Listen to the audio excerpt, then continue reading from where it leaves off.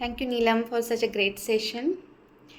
या सेशनमुळे ॲक्च्युली एक कुठेतरी अशी भावना जागृत झाली आहे की हां, काही गोष्टी आपण करू शकतो, काही गोष्टी आपल्यामध्ये सुप्त अवस्थेत आहेत.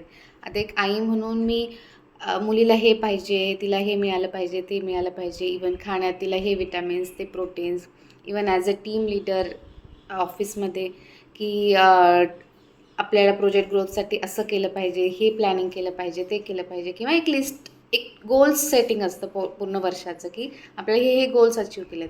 पण हे कधीच विचार नाही केला की आपल्या माइंडसाठी, आपल्या स्वतःसाठी काय गोल्स हवे आहेत, काय काय गोष्टी लिस्ट हव्या आहेत. तर या सेशनमुळे हे कळालं की आपल्यामध्ये आपण आणखी काय इम्प्रूव्हमेंट करू शकतो, कशा गोष्टी प्लॅन करू शकतो. आणि हां, ऑब्व्हियसली फ्युचर सेशन्समध्ये अजून नवीन नवीन गोष्टी कळायला जातील, काहीतरी नवीन सेशन, काहीतरी नवीन मे बी ते आपल्यामध्ये आहे, पण त्याला कुठेतरी किकस्टार्ट, काहीतरी जागृत करण्याची गरज, मोटिवेशन, हे सगळं नक्कीच फ्युचर सेशनमध्ये I am hoping to see further. आणि खूप छान वाटलं. पहिली गोष्ट तर एकदम सकाळी उठून फ्रेश माइंडने पॉझिटिव्हिटी, ते meditation sound, it was so positive की बाबा युनिवर्समध्ये म्हणजे डोळे बंद केल्यानंतर असं वाटलं की हां, संपूर्ण universe is behind us for a success.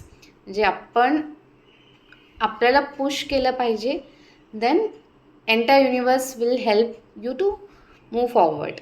Thanks a lot. Thank you so much.